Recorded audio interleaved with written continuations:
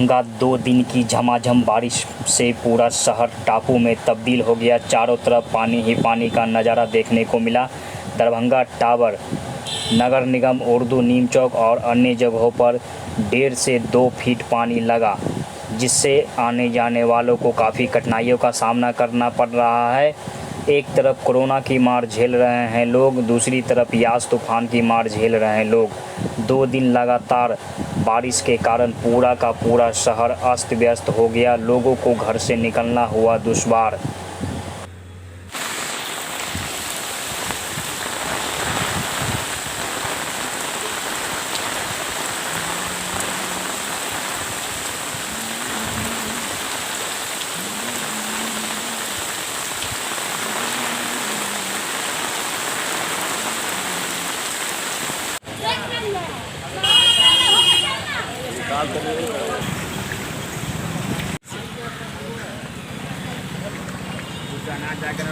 पहुँचा देंगे।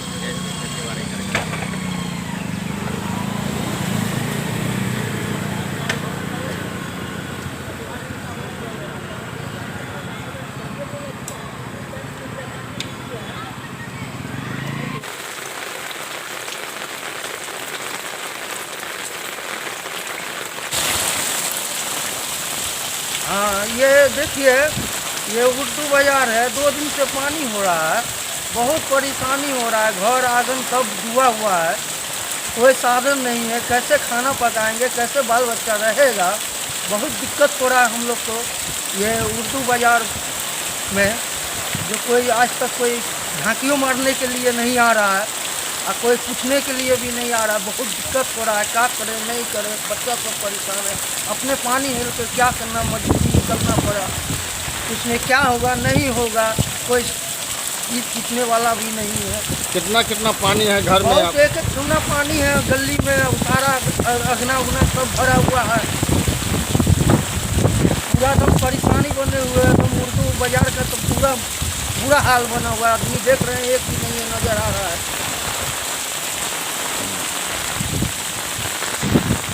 जल जमाव आज से नहीं, ये कम से कम 15-20 साल से जो है पूरे दरभंगा का पानी 20 वार्ड और 21 वार्ड में एक बाढ़ का पानी की तरह लोगों के घर में घुसा हुआ रहता है।